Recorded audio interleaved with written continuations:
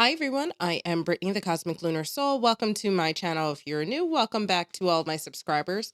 Today I am going to be doing a flip through of the Gullah Tarot. It is in this cool bag, so let's go ahead and get started.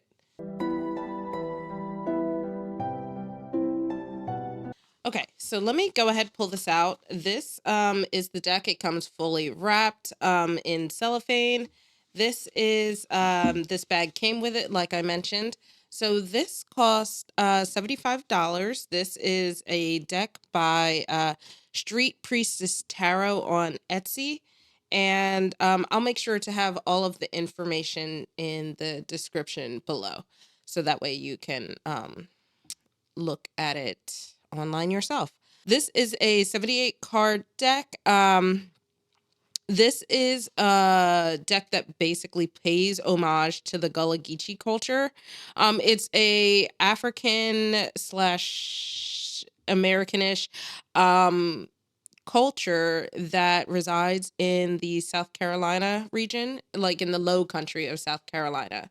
And basically, the Gullah Geechee culture is a preserved African culture that has existed all the way through the times of slavery. So it's very unique in that sense. So let's go ahead and get this open and talk about it a little more. Okay, we have everything open. This deck does not come with a guidebook. It does come with this card here, and you can read that. Feel free to pause and read. And again, it says the card imagery pays homage to the Gullah culture of the Lowcountry region of South Carolina. And this is where they have preserved their African culture, heritage, and language. So, yeah, let's go ahead and just actually get started with the flip through, and then we'll kind of talk about the cards after. Basically, this is going to be my normal flip through, just without a guidebook in the front. So let's get that all set up.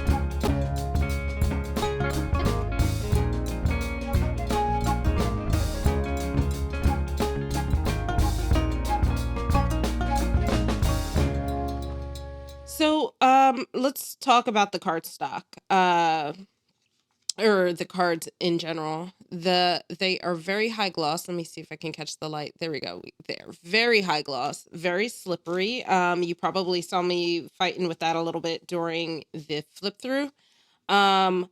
I would say that as a regular tarot user, that doesn't really bother me that much. That means it's going to fan really well. If you're a fanner, it means that it will shuffle really well. It might be a little hard if you riffle and bridge because you risk it exploding, but it actually is pretty nice. It's just as a content creator, this happens a lot, right? So if I'm showing cards, a lot of times I have to be careful with how my lights are set up or else you can't see anything. You get that. So it's not like a good or bad thing. It's just a personal preference. It is what it is. But of course I bought these knowing that. The cardstock is a nice thickness. It's maybe I would say solidly average. It doesn't feel too thick, doesn't feel too thin. I think it's like on the light side of average, which is kind of like the golden zone for me. Easy to shuffle a variety of different ways, especially because it's a nice moderate size. So if you're overhand, bridge, fan, it kind of meets the bill for all of that. The artwork, though, is quite lovely. The one thing I will say I do not like about the backs of the cards is this little caveat here. It says, created by Street Priestess Tarot, which is fine, I guess. But they're on all the cards. It would have been fine had it just been on like this info card, but it's on all the cards. So that's just me being picky, but like talking about the actual artwork, there's this like element of just nature throughout the entirety of everything. I believe everybody was outside within nature in one way or another, whether it was a predominant aspect of all the cards or not. Like for this one, the person is more dominant, but you can see that she's outside surrounded by trees and stuff. So I really like that this kind of sets the tone. I will say that I don't think this deck was really meant to be reversed. So if you read reversals and you like to fan and pick out your cards, it will be very noticeable which ones are upright and which ones are reversed. That doesn't bother me. I will pick and choose which decks I use reversals in. So it just means that this one I'm going to keep upright. More and more I've been leaning towards that anyway. Let's see how it shuffles. So I'm going to shuffle it so everything is upright. Actually, no, what am I doing? Overhand first. So let's see how it overhand shuffles.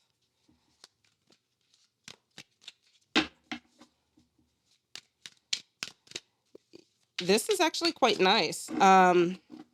It's always a little awkward when I do the overhand shuffle on camera because of the way that I'm sitting and the way the cameras are set up. So I'm always a little messy with it, but I actually think this shuffles quite well. Let's see how it handles the riffle and bridge. Ooh, that one was bad. Let's try that again. Can already see a little bend happening.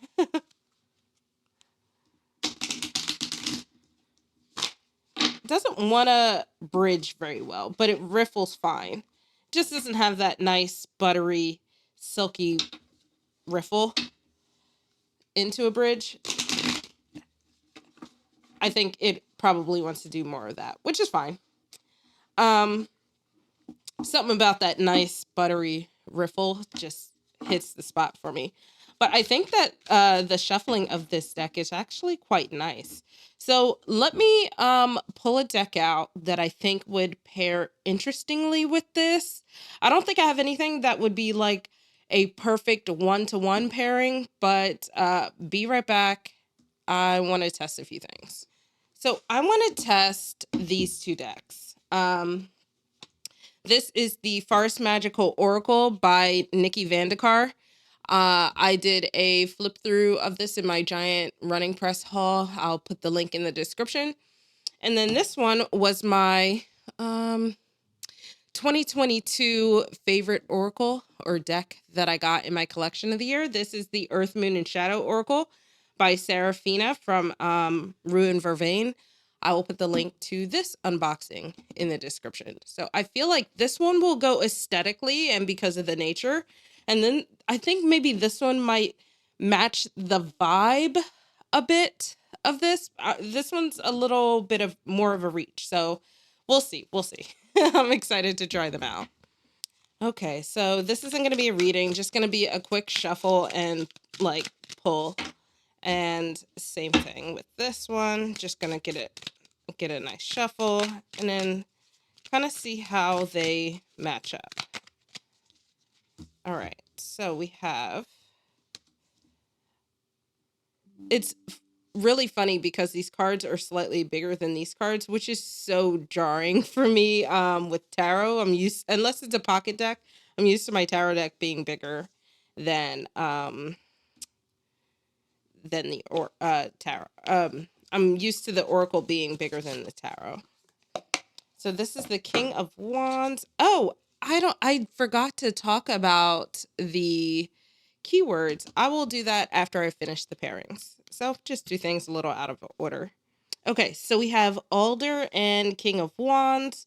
So the King of Wands, just listed on the cards, is described as well-traveled, street-smart, athletic, charming, flirt, honest, natural leader. And then the Alder is actually, so what's interesting is this is ruled by fire. This card seems, from the description, to be more ruled by water. It grows on riverbanks, but it also has a lot of strength to it and resiliency, oftentimes used for protection. You can also use its branches and vines to weave shelters and wands and stuff like that. So they're used a lot in protective charms. So I can see how there's like a balance here between these two cards. Let's see what else we have. We have the Star. Ooh, and then we have Mandrake. Mandrake always reminds me of Pan's Labyrinth. So it says that Mandrake is ideal for both creativity and protection magic, and it can increase the potency of any spell. And then we have the Star, which is listed as hope, inspiration, spirituality, illumination, contentment, calm, and popularity. Oh, okay. I'm actually really liking these pairings. Okay, we have the Sage Plant and we have the Knight of Wands. So this is helpful in both success and manifestation spells. It's best known for its wisdom. It invites the weight of like experience and emotional understanding, which actually seems a little antithesis of what we think of when we think of the Knight of Wands, who's listed as adventurous, fearless, rebellious, sexy, brave, risk taker, and charmer. So I kind of like how there's like some balance between them, between the cards, and both complementative, but then also a little bit of the antithesis of. A lot of these that I'm picking out seem to be highly related to protection, which is very interesting. Rowan is suggested to use as protection from fairies. Rowan is also known as the Wayfarer's tree, as it would provide guidance to those who are lost. And then we have the Nine of Swords. Oh, okay. So Nine of Swords: insomnia, unhappiness, guilt, regret, remorse, hormonal imbalance, unfocused, and breaking point. Okay, look at that balance there, where this is a tree that's meant to guide people who are lost. And a lot of times when you're lost, you're kind of in, or a lot of people going through their Nine of Swords moment tend to feel lost. So I really like how well this complements. Let me know your thoughts on this pairing, guys, and I'm going to go switch out for the other deck. Okay, we have the Earth, Moon, and Shadow. Let's get this shuffled up. No real reading, just again pairing. So let's see what we have. So aesthetically, they're wildly different from each other, right? Whereas the other one felt more aesthetically paired. This one is, let's see, Mischief and Mayhem paired with the Four of Swords. Mischief and Mayhem, freedom, surrender, and abandon. And you can see it's like these three people dancing around the fire with some crows overseeing. Here with the Four of Swords, we have overwhelmed, fearful, stressed, anxious, rest, recuperation, hospitalization, support as the keywords. I actually kind of see how they can correlate together, right? Where, like, if you're kind of going through this Four of Swords moment where you're feeling a little overwhelmed and stuff, a lot of times you kind of want to just give away to freedom and surrender to that ideal of freedom. So I can see the connection there. Let's see what else we have. We have the Blue Moon, opportunities, divine power, and clarity. And then the Four of Pentacles, possessiveness, security, greed, materialism, hoarding, past financial issues. Ooh, okay. So I can see how this relates as well. Like, fine. Well, this is a very generic deck. So I guess I could, or I don't want to say generic. I think very all encompassing is probably a better word for it. So I can see how a lot of these would pair up. Aesthetically, they don't match one bit. Okay, we have Inner Guardian, protection, defense, and refuge. And then we have the Five of Swords, aggression, bullying, hostility, self-sabotage, lack of communication, crime, and fighting back. Okay. So it's like your inner guardian is protecting you from these, this Five of Swords energy. Let's do one more. I actually do like this. I like this pairing a lot. So we have shadow and light. We have demons, shadow self, and integration.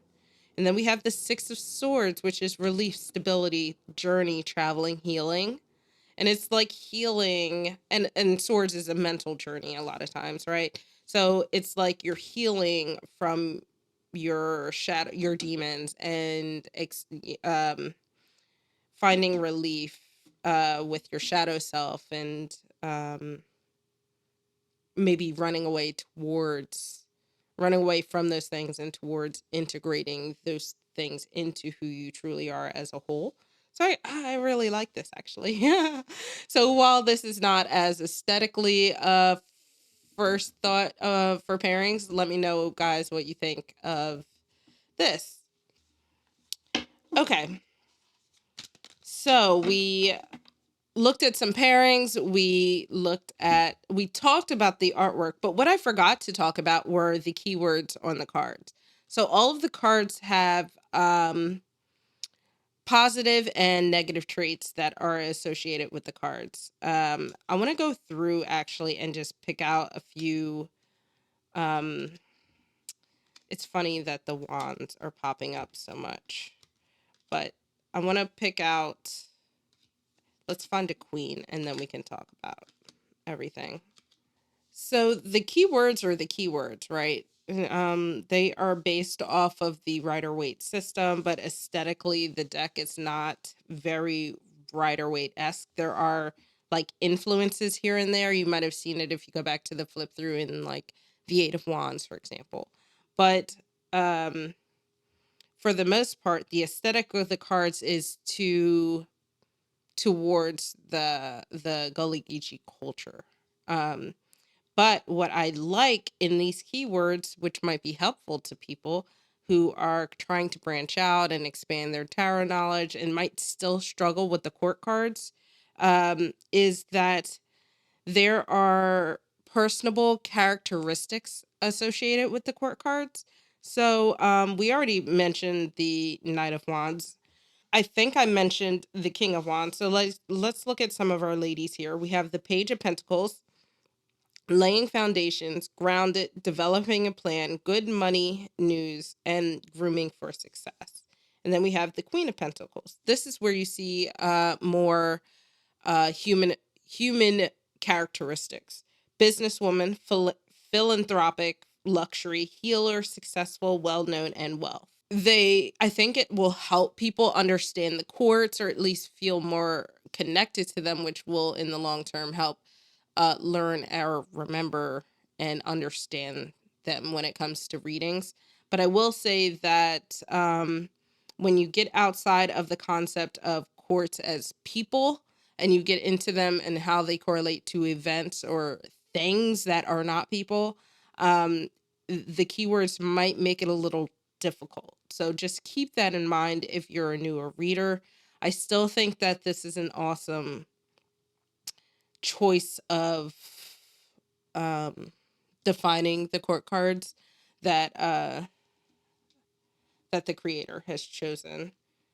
I will also mention before I pull these away is that the courts here are very gendered. So if that's something you don't like, just keep that in mind.